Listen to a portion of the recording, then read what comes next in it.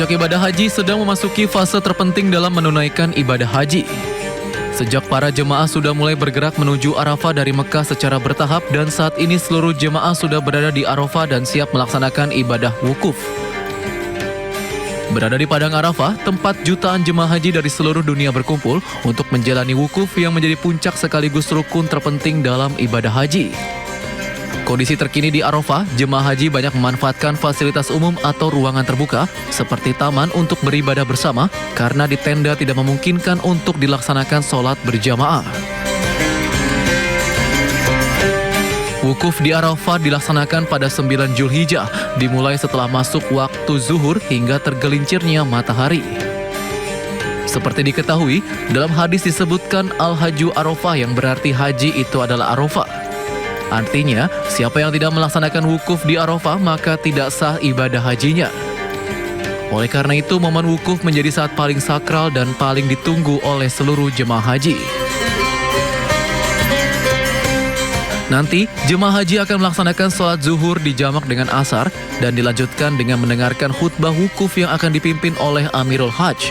Saat khutbah selesai, dalam momen ini jemaah dihimbau untuk memperbanyak doa, zikir, membaca Al-Quran dan beristighfar memohon ampunan kepada Allah Subhanahu wa Ta'ala. Selanjutnya jemaah didorong secara bertahap menuju Musdalifah untuk melanjutkan rangkaian prosesi haji lainnya.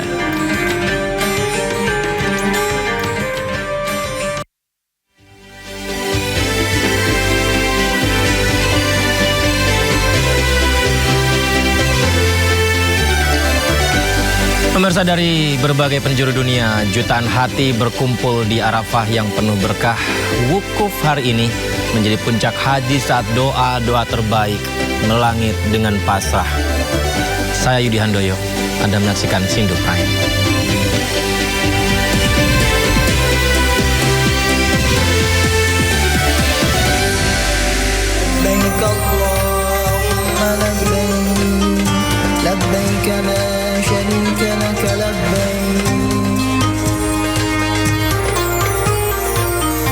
Dipersembahkan oleh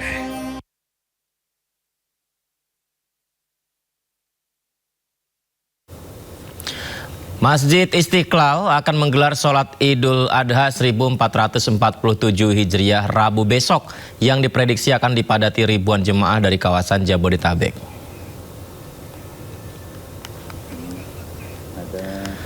Pemirsa, Menteri Agama Nasaruddin Umar mengatakan dalam pelaksanaan sholat Idul Adha, jemaah umum dapat melalui sejumlah pintu seperti As-Salam masuk dari Juanda, Al-Aziz masuk dari pintu depan kantor Kemenak. Selain itu, jemaah baru diperbolehkan masuk menjelang pelaksanaan sholat subuh besok. Pada sholat Idul Adha 1447 Hijriah ini bertindak sebagai khotib adalah Rektor UIN Alauddin Makassar, Profesor Hamdan Johanis yang mengangkat tema meneguhkan spirit kurban, merawat alam dan kemanusiaan. Sementara bertindak sebagai imam adalah Haji Ahmad Ansoruddin Ibrahim. Dihimbau juga kepada calon jamaah Idul Adha Masjid Istiqlal untuk datang lebih awal, ya, karena insya Allah jam 6.45 itu sudah rangkaian akan dimulai. Kenapa? Karena kalau Idul Adha itu disunatkan lebih awal untuk memberikan kesempatan kepada masyarakat untuk melakukan penyembelihan. Berbeda dengan kalau Idul Fitri agak molor sedikit untuk beri kesempatan kepada mereka yang belum sempat membayar zakat fitrah. Pemirsa, tahun ini Arab Saudi memangkas jumlah jemaah haji menjadi 1,5 juta jemaah akibat ketegangan di Timur Tengah. Selain itu, pemerintah Arab Saudi juga memberlakukan prosedur pengamanan yang ketat.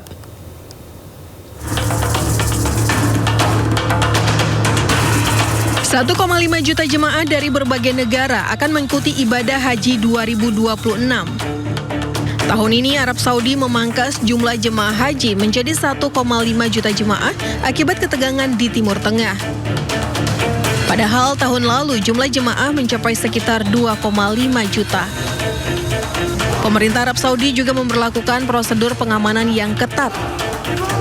Parade pasukan keamanan digelar menampilkan berbagai pasukan keamanan yang mensimulasikan evakuasi darurat, operasi pemadam kebakaran, kontraterorisme, serta pengamanan ibadah haji.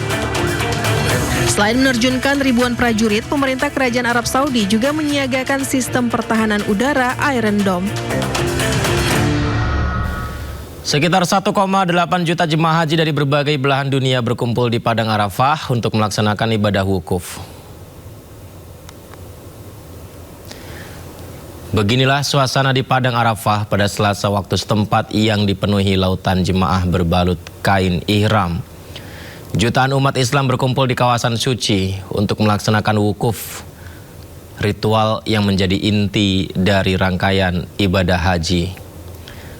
Hari Arafah sendiri jatuh pada hari ke-9 bulan Zulhijjah atau sehari sebelum Hari Raya Idul Adha.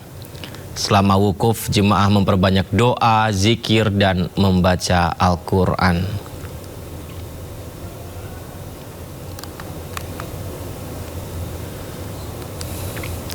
Sebelum mengikuti wukuf, jemaah haji asal Indonesia memenuhi tenda-tenda di Padang Arafah. Jemaah haji Indonesia menjalani puncak ibadah haji di Arafah, Musdalifah, dan Mina. Usai melaksanakan sholat subuh, jemaah berkumpul di tenda-tenda Arafah. Selama puncak ibadah haji, jutaan muslim di berbagai penjuru dunia berkumpul di Padang Arafah untuk menjalankan wukuf hingga matahari terbenam.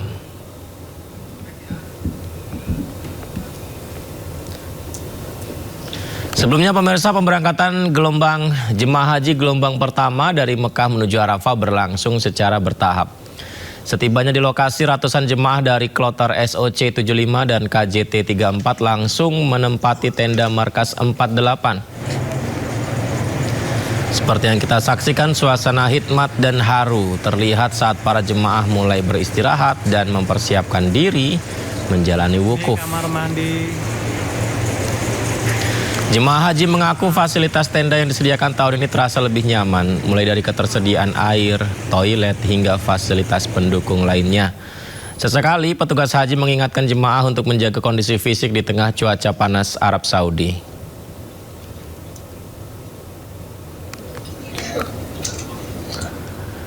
Pemirsa, Menteri Haji dan Umroh Muhammad Irfan Yusuf memantau proses keberangkatan jemaah haji Indonesia untuk Arafah, menuju Arafah untuk menjalani wukuf.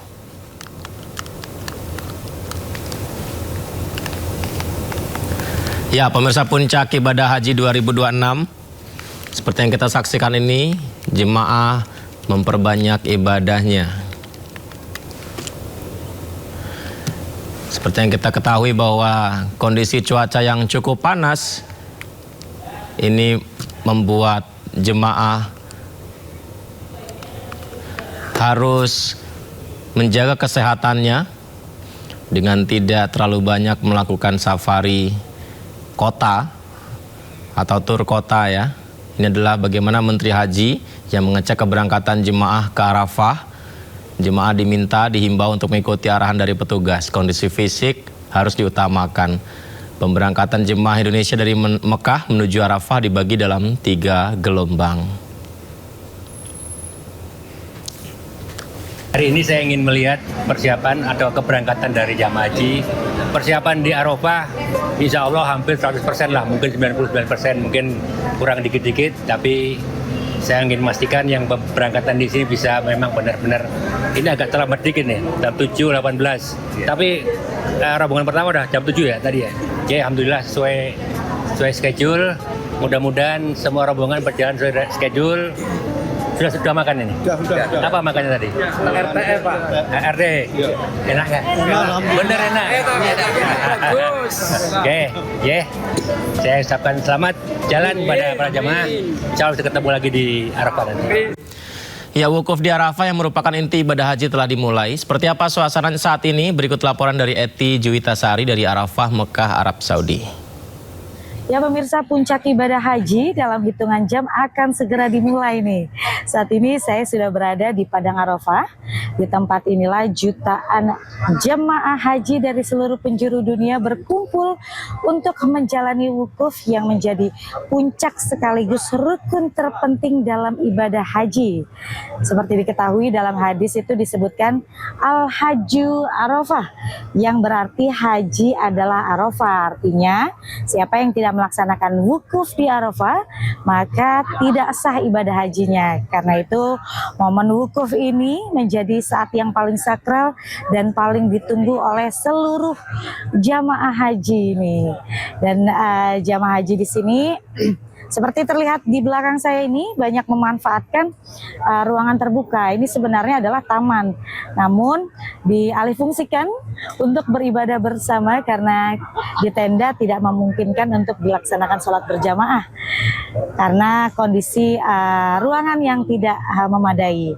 Seperti diketahui pemirsa, wukuf di Arafah ini akan dilaksanakan hari ini, yaitu dimulai setelah masuk waktu zuhur hingga tergelincirnya matahari. Jadi nanti jemaah haji Indonesia itu atau jemaah haji akan melaksanakan sholat zuhur yang dijamak dengan sholat aksar dan dilanjutkan dengan mendengarkan khutbah wukuf yang kali ini akan dipimpin oleh Amirul Hajj Kiai Haji Asep Saifuddin Halim. Nantinya khutbah wukuf ini berjudul Tri Sukses Haji, Jalan Menuju Haji Mabrur dan Kemaslahatan Bangsa. Dan nanti saat khutbah selesai ini diimbau bagi para jamaah haji untuk memperbanyak doa, berzikir, membaca Al-Quran dan beristighfar, memohon ampun kepada Allah.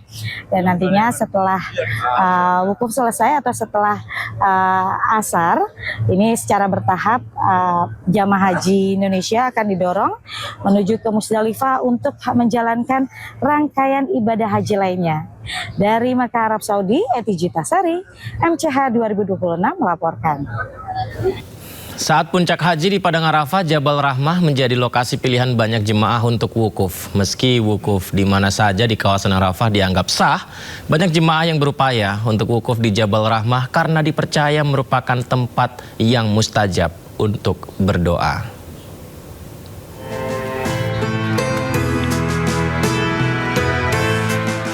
Jabal Rahmah memiliki arti bukit kasih sayang yang merupakan sebuah bukit yang berada di Padang Arafah dan berjarak 20 km dari kota Mekah, Arab Saudi.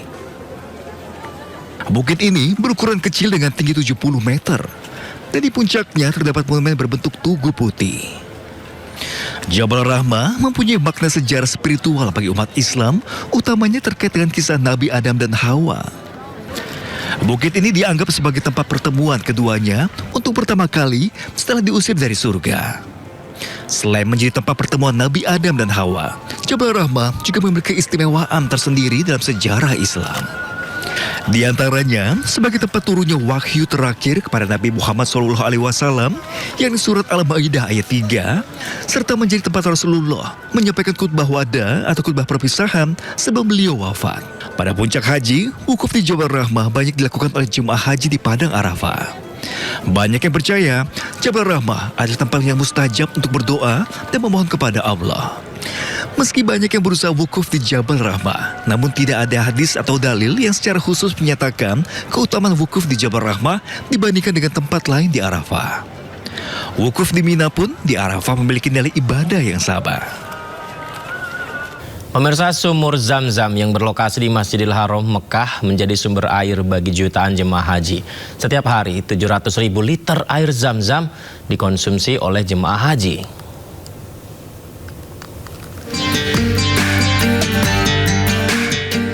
Setiap tahun selama musim haji, jutaan jemaah meminum air Zam-Zam, sebuah sumur di kompleks Masjidil Haram Mekah yang terus mengalir tanpa henti selama 4.000 tahun.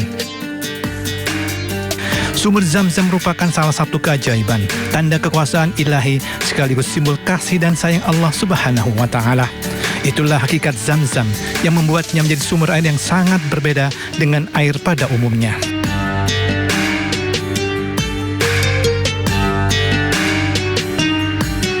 Sumur Zam-Zam terletak sekitar 21 meter arah timur Ka'bah dengan kedalaman sekitar 31 meter di bawah area mataf.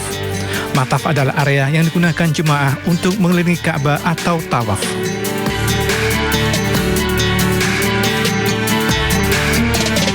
Bagi Muslim, Zam-Zam adalah air yang diberkahi Allah Subhanahu wa Ta'ala. Mukjizat dan barakah dari kisah Siti Hajar dan bayi Ismail saat ditinggal berdakwah oleh Nabi Ibrahim alaihissalam. Selain kejernihan dan kemurniannya, keberkahan Zam-Zam adalah manfaat terhadap kesehatan. Atas izin Allah Subhanahu wa Ta'ala, Zam-Zam yang bening tanpa bau, sangat tinggi kandungan mineral dengan cita rasa khusus, terbukti dapat membantu proses penyembuhan atau healing. Zam-Zam juga higienis, bebas dari kontaminasi biologis termasuk algai. Dan di musim haji sekitar 700.000 liter air Zam-Zam dikonsumsi jemaah haji setiap hari.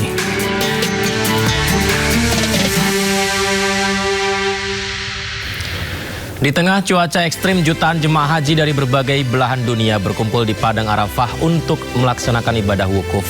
Tetaplah bersama kami di Sindo Prime.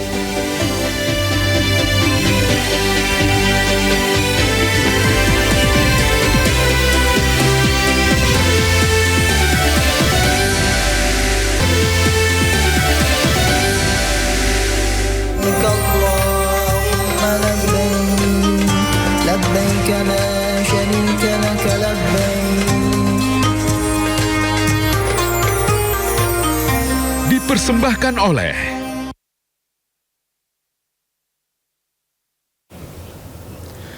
sekitar 1,8 juta jemaah haji dari berbagai belahan dunia berkumpul di Padang Arafah untuk melaksanakan ibadah wukuf, pemirsa. Kita simak inilah suasana di Padang Arafah pada Selasa waktu setempat yang dipenuhi lautan jemaah berbalut kain ihram. Jutaan umat Islam berkumpul di kawasan suci ini untuk melaksanakan wukuf, ritual yang menjadi inti dari rangkaian ibadah haji. Hari Arafah sendiri jatuh pada hari ke-9 bulan Zulhijjah atau sehari sebelum Hari Raya Idul Adha. Selama wukuf, jemaah memperbanyak doa, zikir, dan membaca Al-Quran.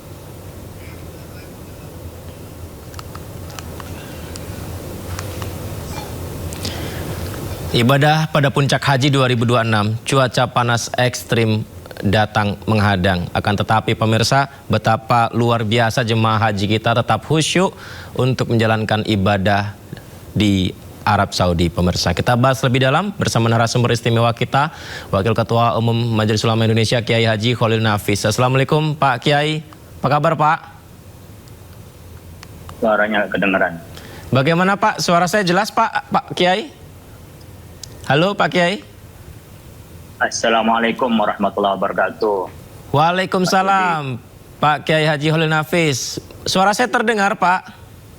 Nah sekarang jelas, alhamdulillah. Alhamdulillah.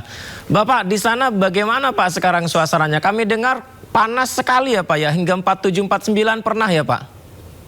Iya, kemarin pada tanggal 18-19 memang panas sekali sampai menyentuh 49 bahkan 50. Tapi hari ini saya lihat masih di 40 ya cuaca kita. Jadi nggak terlalu panas. Di Arafah mungkin ya pertolongan dari Allah Subhanahu wa Ta'ala pas wukuf ini dibanding dengan hari-hari sebelumnya tidak terlalu panas. Tapi saya ngelihat dengan antusias masyarakat, mungkin karena mereka sangat merindukan untuk bisa wukuf di Arafah. Bahkan barangkali bagi jamaah haji yang menunggu sekian lama, suasana ini diimpikan sehingga saya barusan keluar.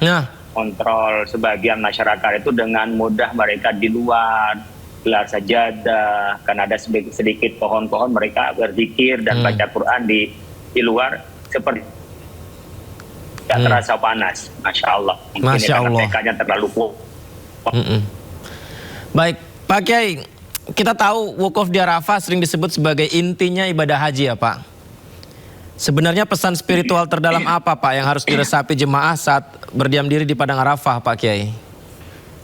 Pertama kita mengatakan inti karena rukun. Jadi di haji itu beda dengan ibadah lainnya, yaitu menyebut ada rukun, ada wajib. Kalau rukun nggak boleh ditinggal, kalau ditinggal jadi tidak sah. Tapi kalau wajib, kalau ditinggal dia harus bayar denda, itu bayar dam itu atau bayar diat.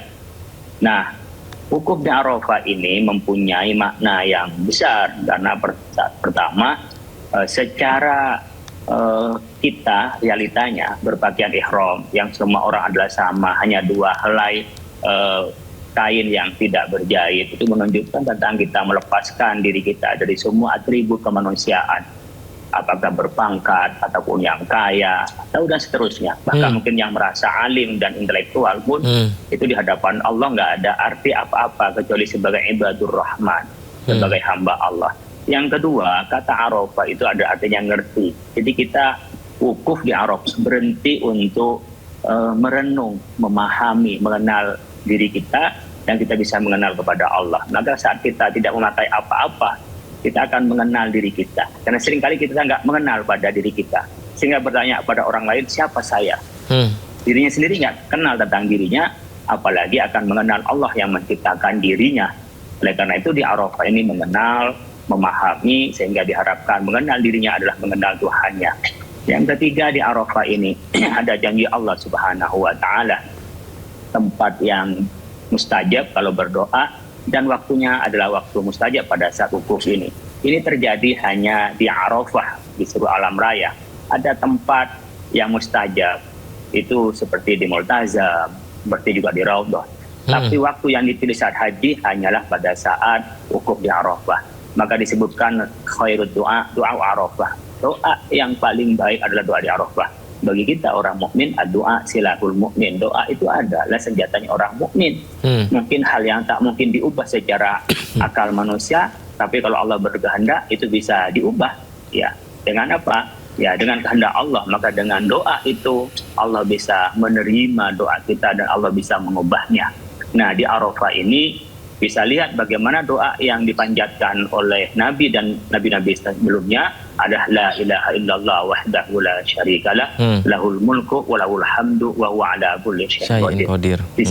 Di sini memberikan tentang makna tauhid, karena kita ini akan bertindak bergerak sesuai dengan keyakinan kita, memastikan bahwa yang dituhankan hanya Allah.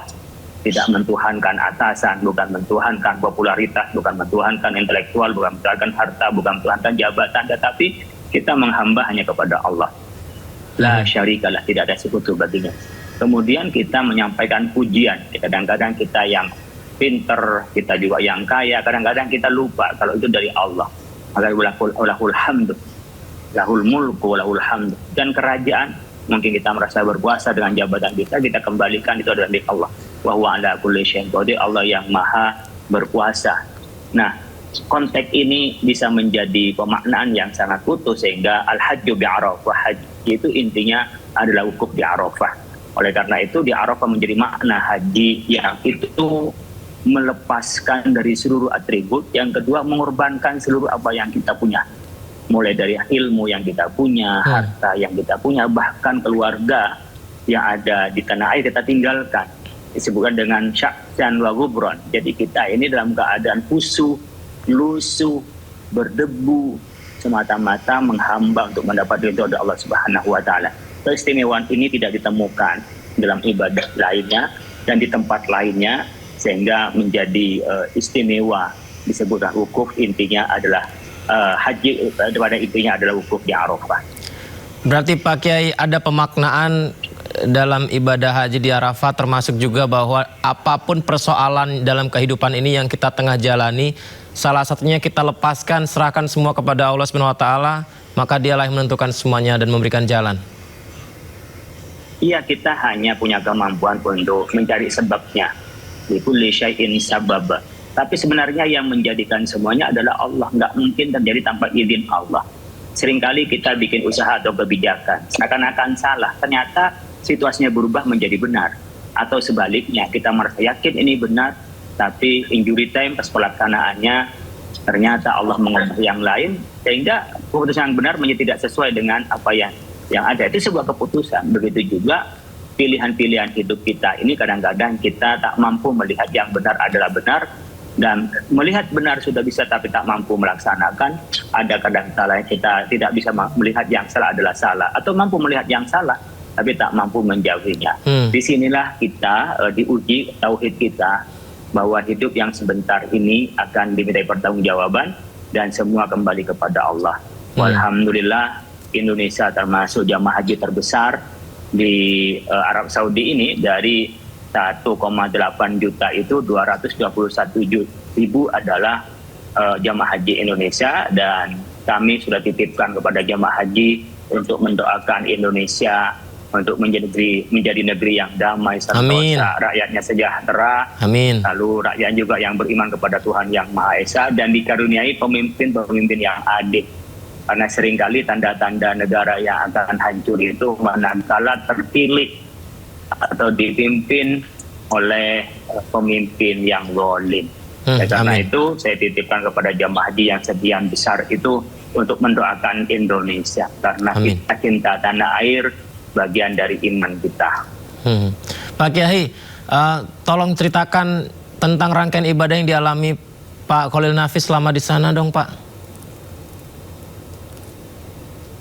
Apa saja yang dialami selama di sana, Pak Kiai? Alhamdulillah berkali-kali saya nyebut berapa ya. Ya, kita selalu merasakan hal yang berbeda. Kita seringkali ini merasa hadirnya Sang Pencipta itu selalu berbeda-beda pada saat haji. Tentu kita akan menerawang, ya, melacak terhadap dosa-dosa yang kita lakukan pada lalu. Kemudian kita minta ampun kepada Allah Subhanahu Wa Taala. Bagi orang yang beriman, ampunan adalah segalanya. Tapi banyak hal yang kita saksikan, diri kita juga terjadi, ya. Minta kepada Allah, tadi senjata kita adalah beriman, minta yang baik, minta yang benar, Allah akan berikan jalannya. Ya, kalau saya boleh bercerita tentang diri saya karena diminta, saya ini orang kampung, saya orang kampungan, keluarga miskin, ya. Saya kuliah itu dengan cara cari biaya sendiri, ya. Kemudian, ya, saya orang yang sekolah tak mampu membiayai sekolah dari orang tua, tapi dengan doa dan diberikan jalan oleh Allah bisa berkali-kali untuk melaksanakan ibadah haji. Oleh karena itu, jangan putus asa, berdoa kepada Allah, kepada saudara-saudara kita, bahwa Allah akan memberikan jalannya. Min haitsu la yahtasib, dari jalan yang tak bisa diduga. Jadi banyak kejadian. Yang penting tekadnya dulu, saya mau haji, saya mau berangkat haji, nanti akan ketemu jalannya. Karena orang haji itu panggilan Allah. Wadzin fin nasi bil haji yaitu karijalan wa ala kulli aqwamin yatina min kulli fajin. Amin. Jadi ini hadir atas panggilan Allah, yang itu dipanggil atas perintah Allah dari Nabi Ibrahim alaihissalam. Sehingga ketika kita datang ke Mekah itu labbaik Allahumma labbaik, itu sambutan, ya Allah saya datang atas memenuhi panggilanmu. Atas dasar itu, ya, saya secara pribadi tak menduga, jangankan mau lebih dari sekali, mau haji sekalipun dengan masa kecil itu, atau baru saya berkeluarga, tak ada bayangan dalam pikiran saya. Tapi ya, dulu ketika haji pertama sebagai petugas, saya ingin menulis tentang wakaf, kemudian oleh dulu teman saya, Pak Junaidi dan Pak Tulus, ketika itu jadi direktur, rekomendasi untuk menjadi petugas haji. Setelah itu Allah memberikan jalannya keuangan, sehingga saya bisa berangkat daftar haji dengan istri saya. Niat aja dalam pikiran saya, dan nggak tahu jalannya dari mana, tiba-tiba ketemu dan Allah memberikan kemudahan untuk berangkat haji. Dan saya pikir banyak cerita-cerita lain yang pikiran itu nggak akan bisa mampu berhaji, tapi mereka berangkat. Tapi ada sebaliknya, menurut pikiran nggak kurang apa-apa, tapi selalu ada rintangan untuk berangkat haji. Karena haji adalah misteri, rahasia dari Allah Subhanahu Wa Taala. Bismillah, siapa tahu saya juga bisa menyusul ya Pak Kiai ya. Pak Kiai, dengan kondisi ya Rabbal Alamin. Amin. Pak Kiai, dengan kondisi fisik jemaah kita kan sebagian besar sudah terkuras ya Pak Haji akibat cuaca ekstrim di Arafah hari ini. Apa resiko terbesar Pak Kiai yang membayangi jemaah saat mereka mulai bergerak malam hari, Pak Kiai? Pertama, kita bersyukur tahun ini dibanding tahun yang lalu pada saat mau berangkat ke Arafah, lebih sedikit yang meninggal daripada tahun lalu. Bahkan nggak sampai separuh dibanding dengan tahun yang lalu. Kemudian itu saya mendengar hanya sekitar 84 orang yang meninggal. Kemudian yang di rumah sakit hampir 500 orang. Itu pun kemarin ketika mau berangkat wukuf, ada yang tiba-tiba sembuh keluar dari rumah sakit. Jadi saya ngelihat memang banyak keajaiban. Orang yang sekiranya dianggap lemah, ternyata pas pada pelaksanaan haji, ya Allah, dengan pertolongan Allah kok sehat. Gitu ya. Bahkan yang awalnya mungkin dianggap akan sehat, tiba-tiba kemarin ada yang demensia. Gitu. Jadi nggak tahu ya, kalau itu dibilang mitos mungkin bisa juga mitos, tapi mungkin secara rasional orang karena jauh dari keluarga, udah sekian lama, barangkali bisa saja. Tapi kalau dikembalikan kepada kekuasaan Allah, ya itulah Allah Maha Kuasa. Saya dulu pernah juga ketika tahun 2008 tuh haji, yang suami istri, saya haji mandiri itu, istrinya itu yang gagah sekali jalannya. Suaminya udah bertongkat itu pun nggak kuat pakai kursi roda. Pas pelaksanaan haji malah sebaliknya. Yang suaminya sehat sekali. Istrinya yang malah harus dituntun. Nah, harus dipakai istrinya kursi rodanya. Jadi kalau kita hitung-hitungan dengan keajaban-keajaban ya, ada hal yang tak boleh ditinggal di dalam pelaksanaan ibadah haji, yaitu doa. Jadi manajemen iya, tapi manajemen nggak cukup. Karena ini banyak hal yang di luar batas kemampuan kita, tentu kita sandarkan kepada Allah Subhanahu wa Ta'ala. Pak Kiai, ini kan kalau bicara manajemen, tahun ini haji kita dikelola perdana Pak Kiai oleh Kementerian Haji dan Umroh, di mana sebelumnya kan di bawah Kementerian Agama begitu. Dengan transisi dan transformasi yang sekarang ini berarti ada perkembangan yang lebih baik ya Pak Kiai? Saya melihatnya seperti itu, dan ini saya ingin mengutip apa yang disampaikan oleh Duta Besar Indonesia untuk Arab Saudi, Bapak Dr. Abdul Aziz, menyatakan ketika dalam pertemuan kemarin, selama dari awal dia nggak deg-degan, karena pengaturan yang lebih fokus, mungkin karena sudah menjadi kementerian dan petugas-petugas yang sigap sehingga jalan cukup baik. Mudah-mudahan di finalnya ini, puncaknya ini juga tidak ada masalah, karena nanti mungkin sekitar di sini sudah masuk jam 3:30. Nanti jam 7 itu akan bergerak ke Musdalifah. Ada skema murur, ada skema mabit. Jadi ada mabit, itu mabit turun di Musdalifah. Jadi di antara sini bis turun, kemudian bis balik ke Arafah, ngangkut lagi. Itu yang adi, yang normal, tidak sakit, tidak ada masalah. Itu mabit nantinya, karena kita di sampai tengah malam. Yang kedua ada yang mabit murur, di berangkat udah dalam sampai di Musdalifah itu sudah melewati tengah malam, sehingga tidak turun dari bis langsung ke Mina. Nah, yang ketiga ada yang namanya murur rukhsah, jadi lewat karena rukhsah, jadi dia tidak nunggu tengah malam. Siapa? Lansia, obesitas, orang-orang yang udzur, dia tidak bisa melaksanakan sampai nunggu tengah malam demi keselamatan jiwanya tetap jalan. Nah, mudah-mudahan ini proses Musdalifah sampai ini tidak ada halangan yang berarti, mudah-mudahan bisa dilakukan dengan cara yang disiplin dan teratur, mudah-mudahan. Amin, amin ya robbal alamin. Pak Kiai, satu lagi mungkin boleh ya Pak Kiai. Jadi mengingat ini adalah tahun di mana keluasan fikih diterapkan secara masif demi keselamatan, batas tegas agar kemudahan ini tidak berubah menjadi tindakan yang menggampangkan rukun dan wajib haji, gimana Pak Kiai? Ya, kita kan prinsipnya ada 3 dalam haji. Pertama, wa atimul hajj wal umrata lillah. Menyempurnakan haji sebagaimana mestinya, khulu anni manasikum, yaitu seperti haji Rasulullah sallallahu alaihi wasallam.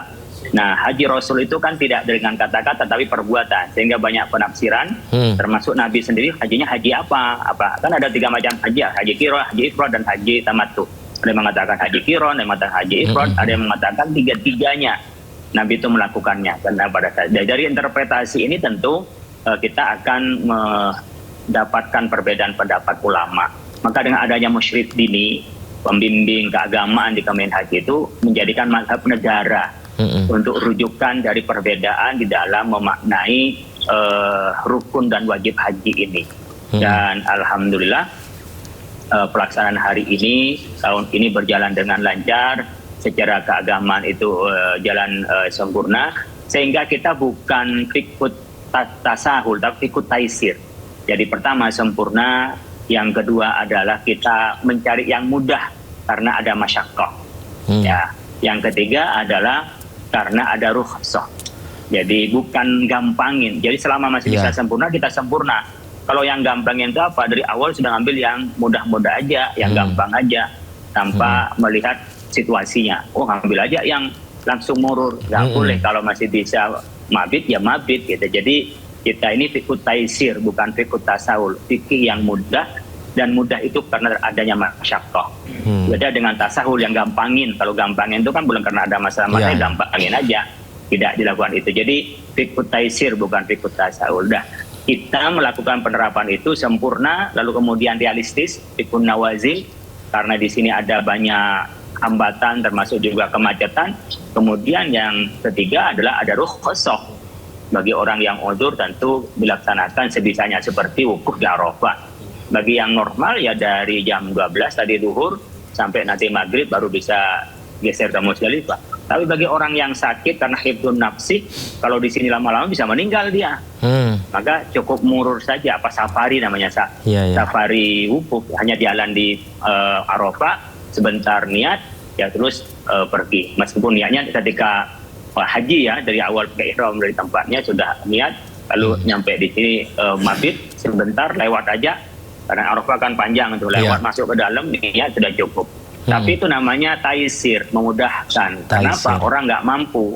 Kan tidak boleh kita demi ibadah kemudian sampai merusak dirinya sendiri, tidak boleh. Jadi kita menyeimbangkan antara hifdzun nafsi, menjaga jiwa, dengan hifdzuddin, dengan menjaga agama. Pak Kiai, kan ada tantangan global, kemudian tantangan di dalam negeri begitu Pak Kiai. Sebagai penutup, izin kami mungkin bisa diberikan doa mungkin Pak Kiai, agar ke depan negeri kita menjadi negeri yang semakin baik, kita menyambut jemaah haji pulang ke tanah air dalam kondisi sehat, dan ke depan Indonesia rakyatnya semakin sejahtera Pak Kiai. Ya, kita doakan di sini sebagaimana doa yang dibaca oleh para nabi dan oleh Nabi Muhammad SAW adalah doa la ilaha illallah wahdahu la syarikalah lahul mulku wa syai'in qadir.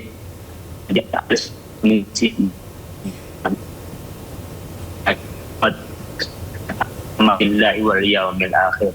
Ya Allah, kami bertawakal hanya kepadamu ya Allah. Segala puji dan segala kekuasaan hanyalah milikmu dan Engkau Maha Kuasa. Ya Allah, berikanlah Indonesia ini ya Allah negara yang aminan, aman, damai, sentosa, dan mudah-mudahan ya Allah rakyatnya adalah sejahtera, rakyatnya yang beriman kepada Tuhan yang Maha Esa, dan mudah-mudahan oleh Allah Indonesia diberikan pemimpin-pemimpin yang adil, pemimpin-pemimpin yang menyembah kepadamu ya Tuhan, dan dapat melaksanakan tugas khalifah di muka bumi untuk menyampaikan dan memberikan kesejahteraan. Mudah-mudahan Allah menerima. Dan itu pesan saya sampaikan kepada seluruh jamaah haji Indonesia di tempat yang berkah ini untuk mendoakan tentang kedamaian, kepersatuan Indonesia, kesejahteraan rakyat Indonesia, rakyat-rakyat yang beriman, pemimpin-pemimpin yang adil. Mudah-mudahan Allah menerima doa kami semua. Insya Allah diijabah, insya Allah. Lancar-lancar ya Pak Kiai ya. Terima kasih banyak sudah berbagi bersama kami Pak Kiai. Kapan-kapan mungkin bisa mampir di Studio Sindo, kita bisa berbincang di sini Pak Kiai. Terima kasih Pak Kiai. Assalamualaikum Pak Kiai. Waalaikumsalam warahmatullahi wabarakatuh. Bismillah, amin. Semoga saja doa kita tadi diijabah Allah SWT ya. Pemirsa, saat ini seluruh jemaah sudah berada di Arafah dan siap melaksanakan ibadah wukuf. Ini menjadi puncak sekaligus rukun terpenting dalam ibadah haji, pemirsa.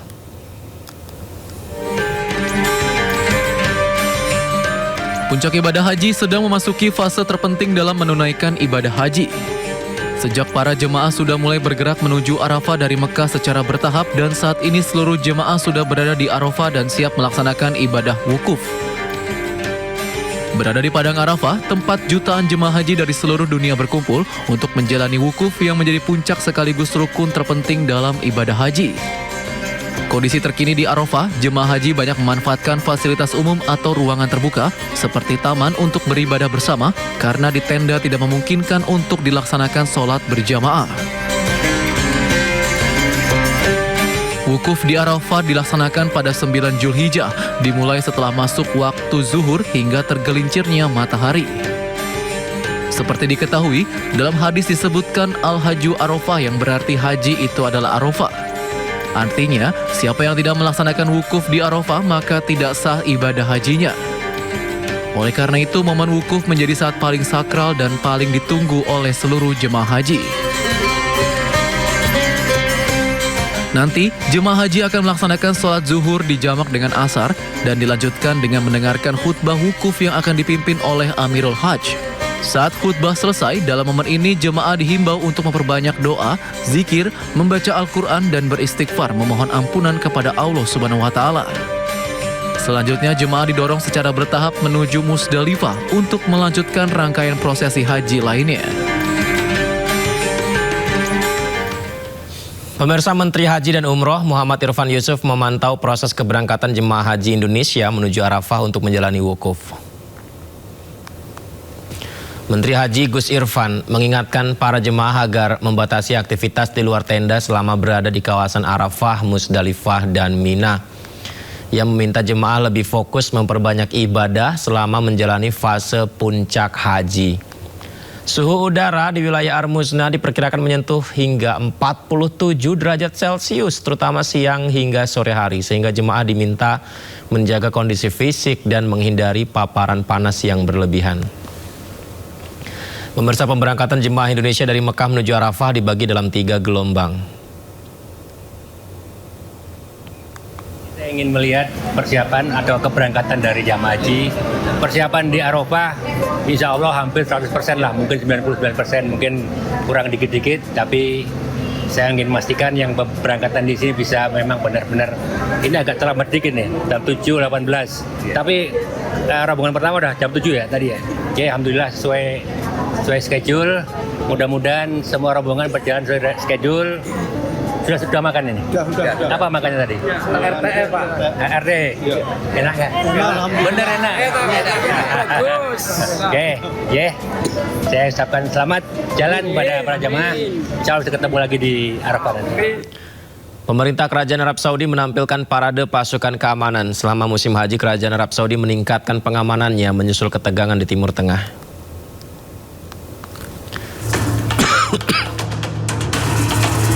Parade menampilkan berbagai pasukan keamanan termasuk polisi khusus, tim pertahanan sipil, polisi lalu lintas dan petugas medis darurat digelar pemerintah Kerajaan Arab Saudi.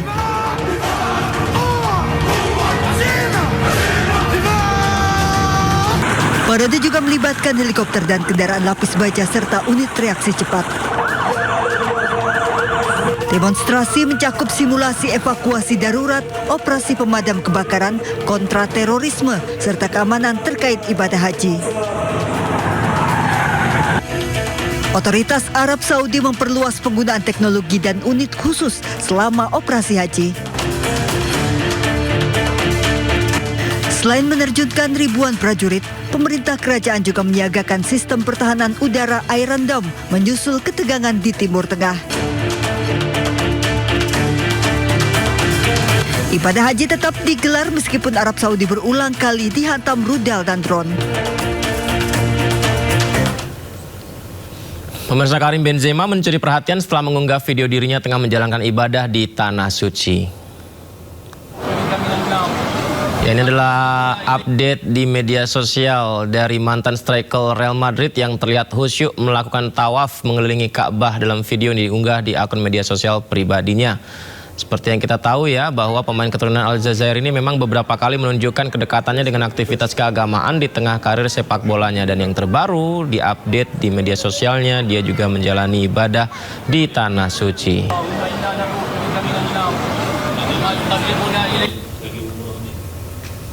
Beda Ka'bah musim haji sama musim umroh itu.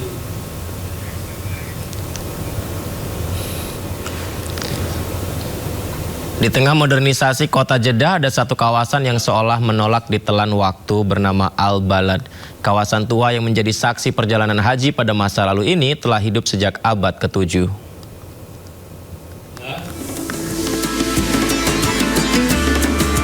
Lorong-lorong sempit berpaving batu membawa setiap langkah menyusuri jejak sejarah yang telah hidup sejak abad ke-7. Disinilah dahulu para pedagang, musafir, hingga jemaah menuju Makkah singgah sebelum melanjutkan perjalanan suci mereka. Al-Balad menjadi saksi perjuangan haji pada masa lampau di mana ribuan kaki para musafir, tamu-tamu Allah dari berbagai belahan dunia pernah dijejakkan kala transportasi haji masih mengandalkan jalur laut. Ciri khas Al-Balad begitu mudah dikenali. Rumah-rumah tinggi berbahan batu karang laut berdiri rapat, dihiasi jendela kayu besar. Ornamen kayu simbol kecerdasan arsitektur Hijaz yang dirancang untuk menangkal panas gurun sekaligus menjaga privasi penghuni rumah. Pada tahun 2014, UNESCO menetapkan Al-Balad sebagai situs warisan dunia. Kini pemerintah Arab Saudi terus melakukan restorasi ratusan bangunan bersejarah agar wajah lama Jeddah tetap lestari di tengah arus pembangunan kota modern. Dari Jeddah, Arab Saudi, Eti Juitasari, iNews melaporkan.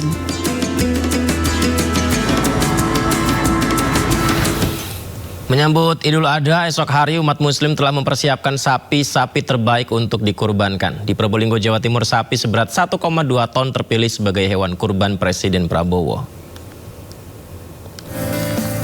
Seekor sapi berbobot 1 ton akhirnya terpilih menjadi salah satu sapi kurban warga Sidoarjo, Jawa Timur. Sapi jenis limusin ini sebelumnya adalah sapi kurban bantuan dari Presiden Prabowo Subianto. Selain kebersihan, pemberian makan juga menjadi perhatian untuk menjaga kondisi sapi tetap sehat. Ya, perawatannya itu ya biasa aja, ini pakai comboran ampas singkong, ya sama rumput-rumput gajah, sama rumput liar. Ini di kandang sini 3 tahun, waktu kita beli umurnya 1,5 tahun. 1 tahun jadi setengah. 4 tahun setengah ini. Sementara itu di Probolinggo, Jawa Timur, sapi seberat 1,2 ton milik seorang guru terpilih menjadi sapi kurban Presiden Prabowo. Sapi berjenis semental dan terjual seharga 100 juta rupiah. Sapi ini diberi nama Ronggo Waseso dan kini berusia 2 tahun lebih. Dari Sidoarjo dan Probolinggo, Pramono Putra, Hana Purwadi, iNews melaporkan.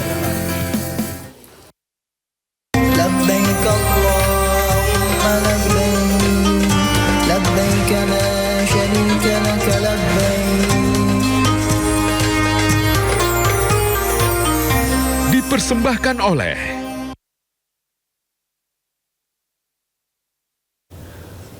Pasukan Amerika Serikat menyerang kapal Iran dan beberapa lokasi peluncuran rudal di Iran. Informasinya usai jeda di Sindo Prime, pemirsa.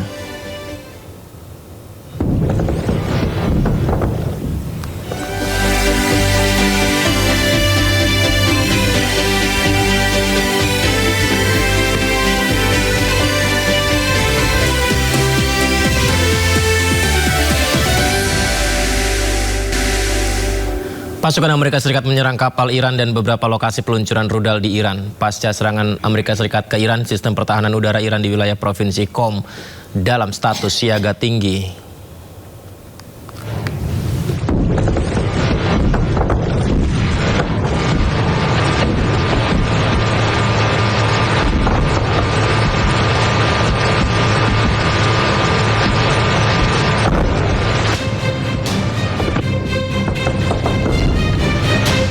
Pasukan Amerika Serikat menyerang Iran. Kali ini target AS menyerang kapal Iran dan beberapa lokasi peluncuran rudal di Iran. Sejumlah media asing melaporkan pasukan AS menyerang beberapa lokasi di Iran Selatan.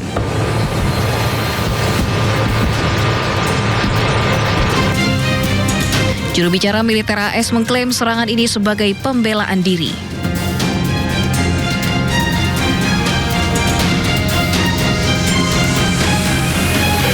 Target salah satunya adalah Bandar Abbas, lokasi kapal-kapal Iran yang mencoba memasang ranjau. Bandar Abbas berada di Iran Selatan, dekat dengan Selat Hormuz. Pasca serangan AS ke Iran, sistem pertahanan udara Iran di wilayah Provinsi Qom sedang dalam status siaga tinggi. Pengerahan sistem pertahanan udara jarak jauh untuk melindungi fasilitas nuklir strategis Fordow di daerah tersebut diaktifkan. Iran menangkap seorang pekerja pabrik yang diduga menjadi mata-mata Israel. Ia diduga membocorkan lokasi fasilitas militer Iran kepada pihak terkait Israel.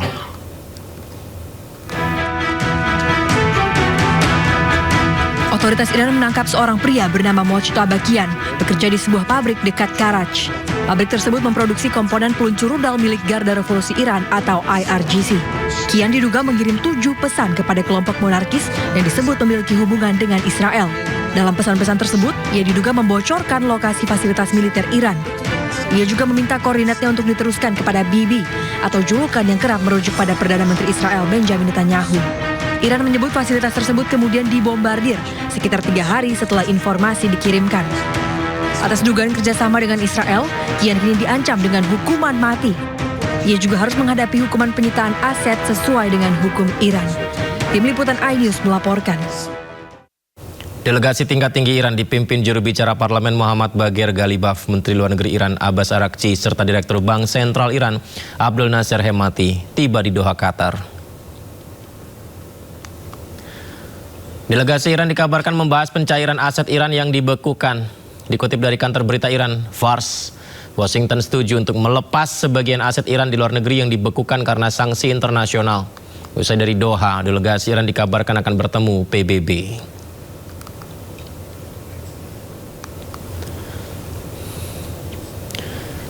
Informasi berikutnya, Israel membombardir kota Tyre, Lebanon Selatan. Secara serangan besar-besaran ini menghancurkan kawasan permukiman, infrastruktur, serta rumah sakit.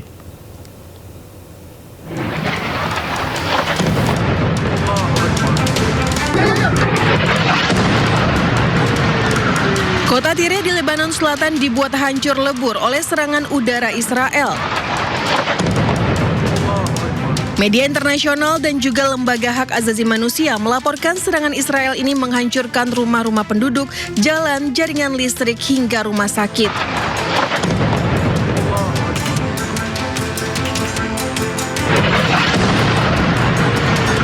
Gelombang serangan ke kota Tyre mengalami peningkatan selama sepekan ini.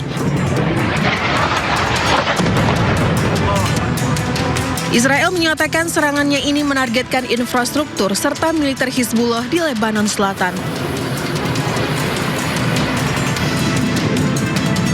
Setelah itu, drone-drone militer Hizbullah kembali meluluh lantakkan pertahanan militer Israel di perbatasan Lebanon. Setelah menargetkan tank dan peralatan militer, kini drone-drone Hizbullah juga menargetkan rumah warga Israel. Laporan terbaru menyebut Kolonel Meir Biderman, Komandan Brigade Lapis Baja ke-401 Israel, mengalami luka serius akibat serangan drone Hizbullah yang menghantam bangunan tempat Kolonel Meir Biderman dan pasukan Israel berada.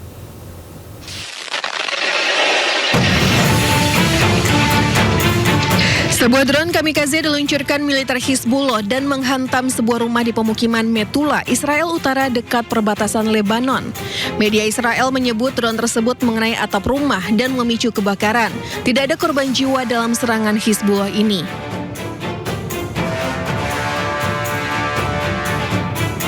Sementara itu, militer Hizbullah juga merilis sebuah video yang memperlihatkan pasukan mereka menargetkan sebuah tank Merkava Israel di kota Taibeh, Lebanon Selatan. Rekaman tersebut memperlihatkan drone sebelumnya memverifikasi dengan mencocokkan tata letak bangunan menggunakan citra satelit hingga akhirnya berhasil menghantam tank Israel. Rilisan rekaman terbaru, drone Hizbullah berhasil menghantam markas komando baru Brigade Lapis Baja KE-401 milik militer Israel di Lebanon Selatan. Kolonel Meir Biderman, Komando Brigade Lapis Baja KE-401 Israel, mengalami luka serius akibat serangan ini. Menurut IDF, Biderman mengalami cedera kepala serius dan untuk sementara digantikan oleh kepala staf brigadenya.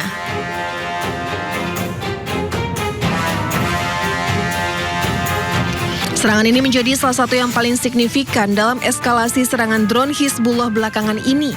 Keberhasilan drone-drone Hizbullah yang menghancurkan titik-titik militer Israel juga terjadi di wilayah Al-Bayada, Lebanon Selatan. Dalam sebuah rekaman yang dirilis, drone serang Ababil serta EPV berhasil menghancurkan pangkalan serta tank militer Israel.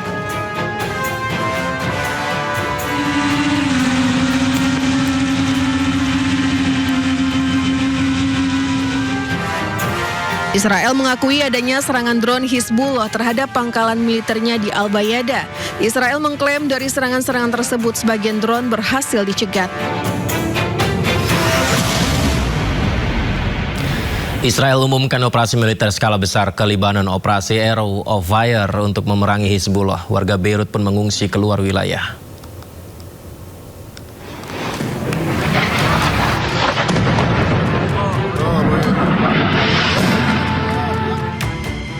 Israel mengumumkan operasi militer skala besar ke sejumlah wilayah di Lebanon, termasuk Beirut. Serangan besar-besaran sudah dimulai sejak Minggu, diantaranya menargetkan Tyre.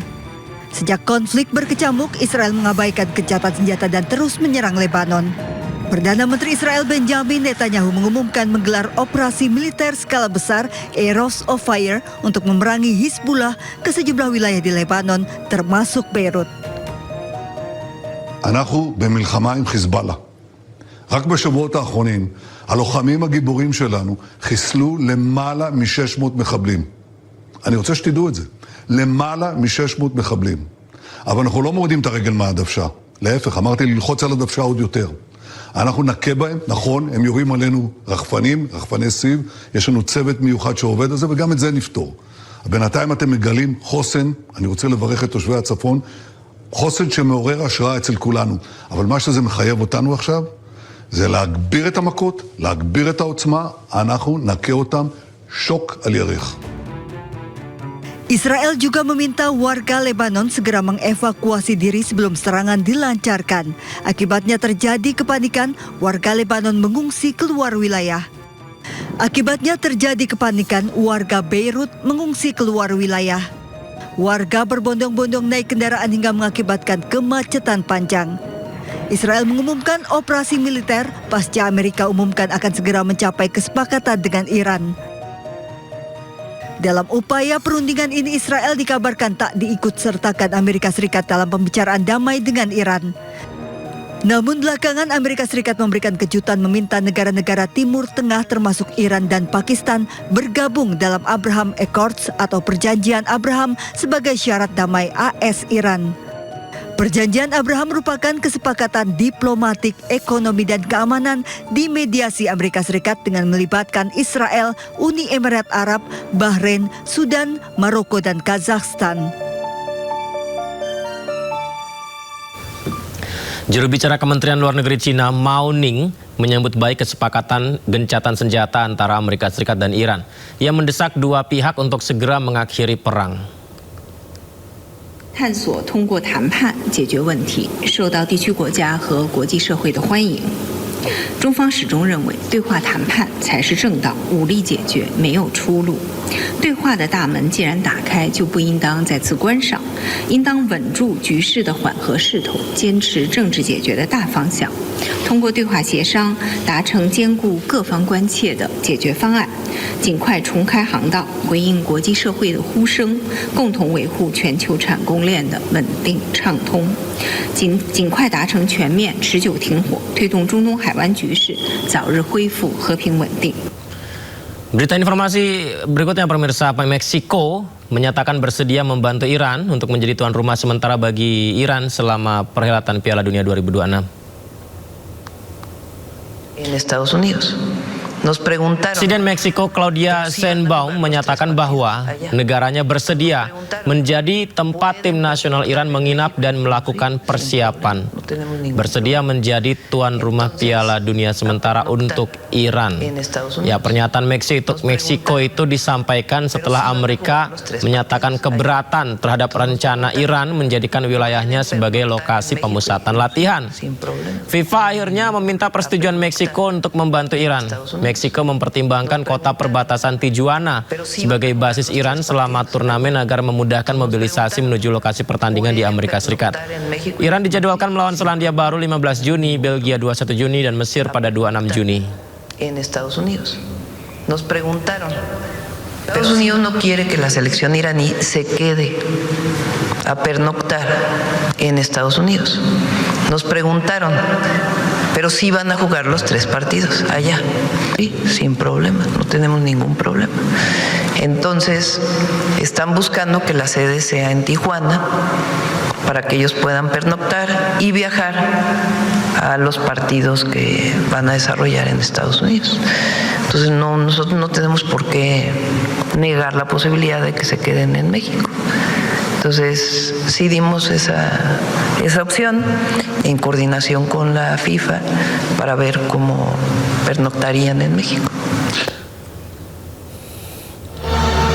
Ya, seperti diketahui sebelumnya pemirsa, timnas Iran dipastikan tidak akan menetap di Amerika Serikat selama gelaran Piala Dunia 2026. Tim Meli menjadikan Meksiko sebagai markas dan terbang ke Amerika saat hari pertandingan. Alasan yang disampaikan adalah terkait keamanan dan pemerintah Amerika Serikat disebut tidak ingin skuad Iran menetap di wilayah mereka selama Piala Dunia berlangsung. Padahal Amerika adalah tuan rumah.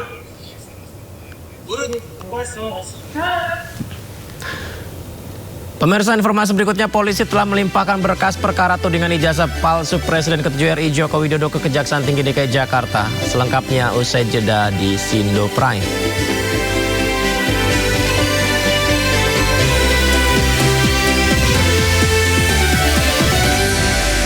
Kelompok bongkar ijazah Jokowi atau Bon Jovi menyebut UGM sengaja pasang badan untuk melindungi Jokowi dari tudingan ijazah palsu. Bon Jovi juga mengaku menemukan banyak sekali kejanggalan dalam dokumen pencalonan sebagai calon wali kota hingga calon gubernur saat itu.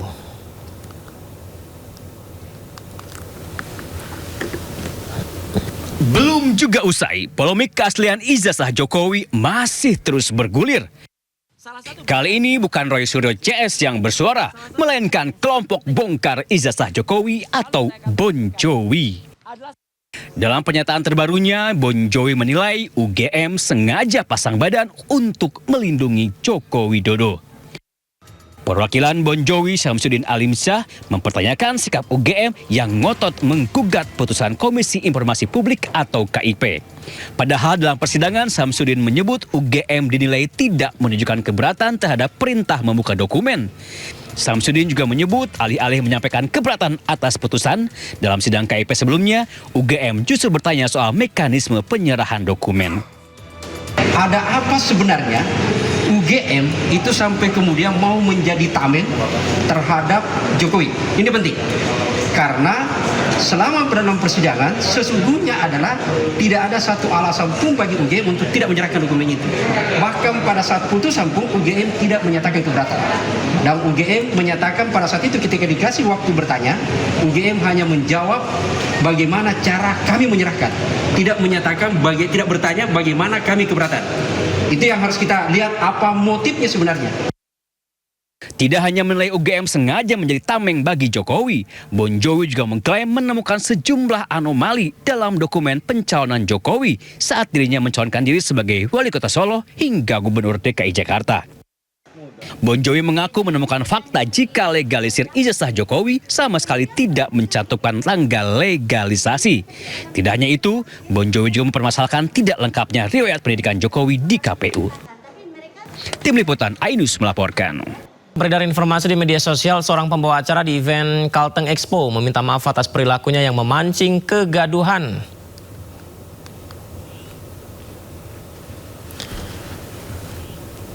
Pernyataan terbuka via pesan singkat Selpin Idrus. Ya, potong aspirasi warga, MC meminta maaf. Ini tulisan yang tersebar di media sosial ya dari seorang pembawa acara di event Huma Betang Night tanggal 23 Mei 2026 lalu. Ternyata eventnya adalah Huma Betang Night. Diduga pembawa acara membantah telah memotong pembicaraan warga karena dirinya hanya ingin tahu lebih detail saja lokasi jalan rusak yang dikeluhkan. Karena menurutnya tidak semua jalan di Palangkaraya Muara Teweh rusak. Namun di pesan singkat ini pembawa acara itu tetap meminta maaf kepada seluruh masyarakat Indonesia.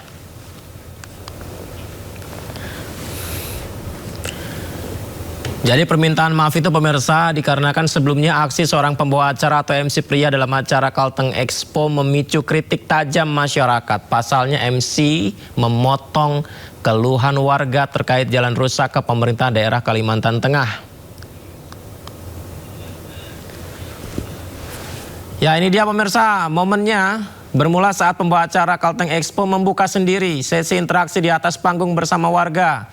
Siapa yang menyampaikan pesan? Nah, kesempatan itu akhirnya langsung dimanfaatkan warga untuk menyuarakan kendala jalan rusak di Palangkaraya ke Muara Teweh. Namun, alih-alih memberikan warga waktu untuk berkeluh kesah, menjelaskan jalan mana saja yang rusak, pembawa acaranya malah memotong perkataannya terus pemirsa. Jalan di mana emang? Jalan di mana? Jalan di mana?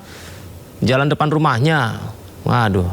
Netizen rame-rame mengkritik hilangnya profesionalisme MC dalam menghadapi kritikan masyarakat yang ditujukan ke pemerintahnya. Pesannya untuk pemerintah provinsi, tentunya juga di sini ada Pak Gubernur nih, dan juga Yuk, forum koordinasi mau menyampaikan nih. apa? Ada Pak Kapolda, Pak Kabinda, Pak Pangdam, banyak di sana Pak 22 Taman Bunga ya ada. Ayo, pada Ayo, mau Langgut apa? semuanya coba. Mau pesan apa? Mau yang disampaikan. Iya, silakan. Ini tolong diperbaikin jalan raya. Yang di mana? Yang di mana? Yang di mana? Yang di terutama mana? dari Palangkaraya ke Muara Tewe. Yang di mananya? Yang di mana? Yang di mana? Jalan yang mana? Jalan depan rumahnya. Jalan lintas Kalimantan. Oh, lintas Kalimantan. Yang mana? Berarti Pak Bupati harus ya. jelas dong yang mana. Ya. Kalau Padahal dia sendiri yang memberikan kesempatan kepada warga ya, tapi setelah ngomong malah dipotong terus. Yang mana? Yang mana? Sementara itu setelah viral keluhan warga dipotong oleh MC terkait jalan rusak, netizen kan akhirnya mencari tahu pemirsa. Memangnya jalan di Muara Tewe beneran rusak atau tidak? Dari pantauan ternyata memang rusak, bahkan tanpa pembatas jalan. Apabila juga jalan ini dibaiki. Harusnya warga ini menjawab ya, jalannya ini gitu ya. Jadi dari info Palangkaraya seperti ini pemirsa, Jalan Puruk Cahu Muara Tewe. Kita lihat, wah ini sangat berbahaya sekali. Sisi kiri pengendara langsung melihat jurang sangat dalam, tapi tidak ada pembatas jalannya. Tidak ada lampu penerangan. Kalau malam hari sangat berbahaya jelas. Di akun Fitri Hertawan, Jalan Puruk Cahu Muara Tewe bergelombang, tidak rata. Padahal berbelok-belok tajam. Sehingga fix pernyataan pembawa acara terkait tidak semua jalan di Muara Tewe rusak terbantahkan.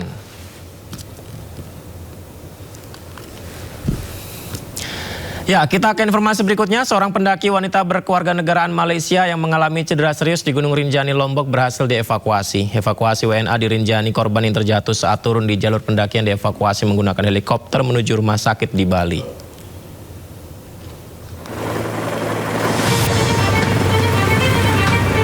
Evakuasi medis udara terhadap seorang pendaki wanita asal Malaysia berhasil dilakukan oleh tim SAR Mataram.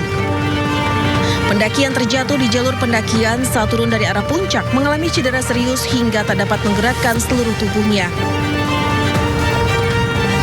Evakuasi sempat mengalami penundaan akibat kabut yang tebal. Berdasarkan rekomendasi medis, korban sempat tidak dipindahkan sementara waktu untuk menjaga stabilitas kondisinya. Selama penundaan evakuasi, korban tetap dalam pengawasan intensif oleh perawat serta tim SAR gabungan. Hari ini pada pukul 07.18, tim evakuasi udara dari Bali, SGI Bali, take off menuju lapangan Sembalun dengan membawa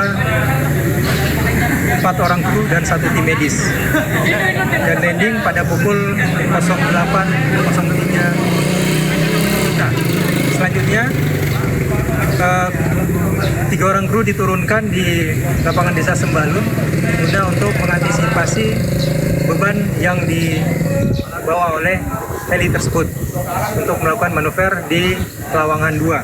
Selanjutnya pada pukul 08.05 heli kembali take off menuju ke Pelawangan 2 untuk melakukan evakuasi terhadap korban warga negara Malaysia tersebut. Saat ini korban masih menjalani perawatan medis lebih lanjut di Rumah Sakit In Medica Sanur, Bali.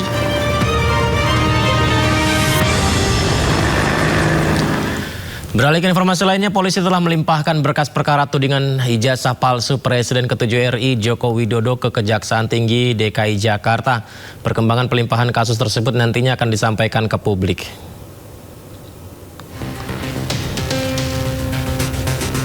Kabid Humas Polda Metro Jaya mengatakan pihaknya sudah berkoordinasi dengan Jaksa Penuntut Umum. Polda Metro Jaya telah menetapkan 8 orang sebagai tersangka. Surat penghentian penyidikan atau SP3 terhadap 3 tersangka juga sudah diterbitkan. 3 tersangka adalah Egy Sujana, Dame Hari Lubis, dan Rismon Sianipar. Sementara 5 tersangka lainnya masih memilih melanjutkan perkara. Tersangka pada kasus ini terbagi dalam 2 klaster. Klaster pertama yakni Kurnia Royani, Rizal Fadilah, dan Rustam Effendi. Klaster kedua adalah Roy Suryo dan Dr. Tifa.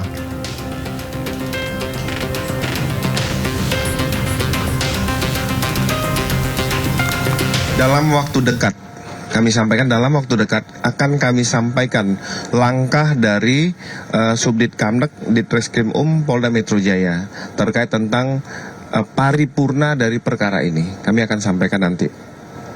Sudah. Artinya berkas perkara ini sudah dikirim kembali kepada kejaksaan. Makanya nanti dalam waktu dekat akan kami sampaikan dalam rangka apakah sudah P21 dan rencana akan tahap 2. Nanti akan kami sampaikan.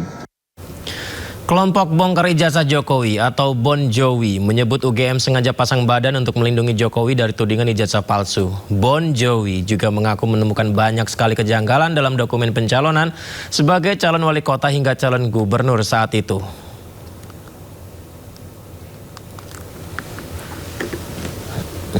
Belum juga usai, polemik keaslian ijazah Jokowi masih terus bergulir. Kali ini bukan Roy Suryo CS yang bersuara, melainkan kelompok bongkar ijazah Jokowi atau Bon Jovi. Dalam pernyataan terbarunya, Bon Jovi menilai UGM sengaja pasang badan untuk melindungi Joko Widodo. Perwakilan Bon Jovi Syamsuddin Alimsyah mempertanyakan sikap UGM yang ngotot menggugat putusan Komisi Informasi Publik atau KIP. Padahal dalam persidangan Syamsuddin menyebut UGM dinilai tidak menunjukkan keberatan terhadap perintah membuka dokumen. Syamsuddin juga menyebut alih-alih menyampaikan keberatan atas putusan, dalam sidang KIP sebelumnya, UGM justru bertanya soal mekanisme penyerahan dokumen. Ada apa sebenarnya UGM itu sampai kemudian mau menjadi tameng terhadap Jokowi? Ini penting. Karena selama dalam persidangan sesungguhnya adalah tidak ada satu alasan pun bagi UGM untuk tidak menyerahkan dokumen itu. Bahkan pada saat putusan pun UGM tidak menyatakan keberatan. Dan UGM menyatakan pada saat itu ketika dikasih waktu bertanya, UGM hanya menjawab bagaimana cara kami menyerahkan. Tidak menyatakan, tidak bertanya bagaimana kami keberatan. Itu yang harus kita lihat apa motifnya sebenarnya. Tidak hanya menilai UGM sengaja menjadi tameng bagi Jokowi, Bon Jovi juga mengklaim menemukan sejumlah anomali dalam dokumen pencalonan Jokowi saat dirinya mencalonkan diri sebagai wali kota Solo hingga gubernur DKI Jakarta. Bon Jovi mengaku menemukan fakta jika legalisir ijazah Jokowi sama sekali tidak mencantumkan tanggal legalisasi. Tidak hanya itu, Bon Jovi juga mempermasalahkan tidak lengkapnya riwayat pendidikan Jokowi di KPU. Tim Liputan iNews melaporkan. Informasi berikutnya, haru dan tangis bahagia mewarnai pengumuman lolos perguruan tinggi negeri hasil seleksi nasional berdasarkan tes SNBT 2026. 256.369 peserta dinyatakan lolos ujian tulis berbasis komputer UTBK.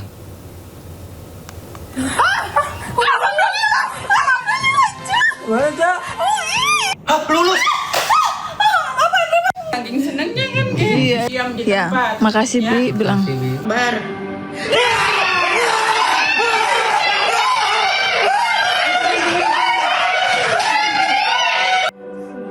Tangis bahagia pun pecah begitu calon mahasiswa melihat laman website pengumuman menampilkan barcode yang menandakan lulus PTN. Detik-detik menegangkan sempat terjadi saat para calon mahasiswi ini hendak membuka laman pengumuman ditemani orang tuanya. Namun, banyak juga yang harus menelan kesedihan lantaran tidak lolos PTN. Hari Senin kemarin, Seleksi Nasional Penerimaan Mahasiswa Baru 2026 mengumumkan 256.369 peserta lolos ujian tulis berbasis komputer atau UTBK. Untuk SNBT itu ada 871.000 peserta, dengan yang diterima ada 256.000. Adapun saat ini di perguruan tinggi negeri itu masih tersedia kuota sekitar 186.000 yang masih bisa diperebutkan oleh anak-anak kita. Saat pelaksanaan UTBK tahun ini ditemukan sejumlah kecurangan. 38 peserta curang, 27 diantaranya menggunakan joki, sementara 11 lainnya menggunakan alat terlarang. Tim Liputan iNews melaporkan. Jelang Idul Adha, Bandara Internasional Soekarno-Hatta Tangerang, Banten dipadati pemudik. Tetaplah bersama kami di Sindo Prime.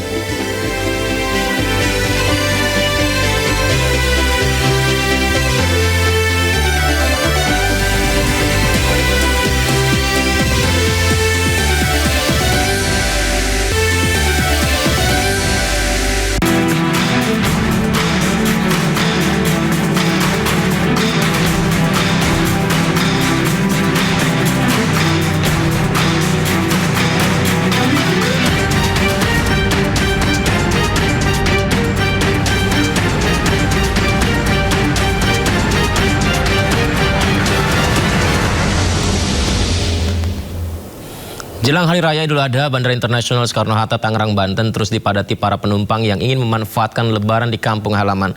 Kepadatan juga terlihat di Pelabuhan Penyeberangan Gilimanuk Ketapang sejak Selasa pagi.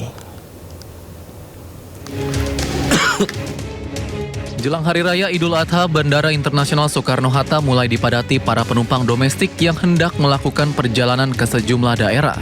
Pengelola Bandara Soekarno-Hatta mencatat tren peningkatan jumlah penumpang mulai terjadi pada hari ini, meski kenaikan tidak terlalu signifikan. Jumlah pergerakan penumpang mencapai 114.000 atau naik 4% jika dibanding hari sebelumnya. Begitu juga dengan pergerakan pesawat mencapai 881 penerbangan, rute penerbangan favorit masih didominasi Bali, Medan, Makassar, Padang, dan Yogyakarta. Hingga Selasa siang, antrian panjang kendaraan terlihat di penyeberangan Gilimanuk Ketapang jelang libur Idul Adha. Kendaraan didominasi oleh kendaraan barang dan kendaraan pribadi. Kepadatan kendaraan terlihat memenuhi area parkir di dalam Pelabuhan Gilimanuk. Kepadatan kendaraan di Pelabuhan Gilimanuk juga dipengaruhi pemberlakuan surat izin berlayar online, sehingga memperlambat proses bongkar muat dan berdampak pada antrian kendaraan. Aparat kepolisian melakukan sejumlah rekayasa pengalihan arus lalu lintas dengan memasukkan kendaraan barang truk menuju dermaga LCM. Kepadatan arus lalu lintas dari Bali ke Pulau Jawa mulai mengalami lonjakan sejak Minggu sore. Libur panjang Hari Raya Idul Adha dimanfaatkan warga untuk merayakan Hari Raya Kurban di kampung halaman.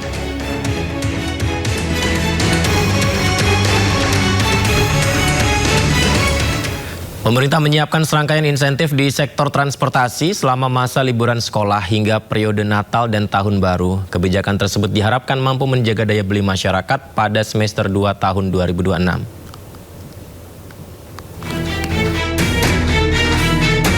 Pemerintah menyiapkan serangkaian insentif di sektor transportasi untuk menjaga daya beli masyarakat pada semester 2 tahun 2026. Insentif tersebut mencakup diskon transportasi darat dan udara selama masa liburan sekolah hingga periode Natal dan Tahun Baru. Menteri Koordinator Bidang Perekonomian Airlangga Hartarto mengatakan, pemerintah telah menyiapkan anggaran sebesar 190 miliar rupiah untuk program diskon transportasi selama liburan sekolah. Program tersebut ditargetkan menjangkau sekitar 3,07 juta penerima manfaat. Pemerintah juga telah menyiapkan insentif serupa untuk periode Nataru. Anggaran yang dialokasikan mencapai 161,4 miliar rupiah dengan target penerima manfaat sebanyak 2,87 juta orang. Untuk liburan sekolah disiapkan anggaran sebesar 190 miliar, penerima manfaatnya sebesar 3.074.889 orang. Sedangkan ini nanti disiapkan juga untuk Nataru, kita sudah persiapkan anggarannya 161,4 miliar. Di sektor penerbangan, pemerintah kembali memberikan insentif berupa diskon tiket pesawat kelas ekonomi sebesar 30% serta fasilitas pajak pertambahan nilai ditanggung pemerintah atau PPNDTP. Kebijakan tersebut difokuskan untuk mendukung mobilitas masyarakat selama musim liburan. Anggaran yang disiapkan untuk program diskon tiket pesawat selama liburan mencapai 472,7 miliar rupiah dengan target 2,3 juta penumpang. Sementara untuk periode Nataru, pemerintah juga menyiapkan fasilitas PPNDTP bagi penumpang pesawat dengan anggaran sebesar 722 miliar rupiah. Program tersebut ditargetkan dapat dimanfaatkan sekitar 3,7 juta penumpang. Jakarta, Tim Liputan IDX Channel. Usai sudah Sindo Prime hari ini, dan jangan lupa Anda bisa mendapatkan informasi terkini dan terbaru di kanal YouTube Sindo News dan atau melalui portal yang menghadirkan berita daerah, berita nasional dan berita internasional di sindonews.com. Saya Yudi Handai pamit, terima kasih banyak, sehat selalu untuk Anda pemirsa. Sampai jumpa, selamat Lebaran Haji, sampai jumpa.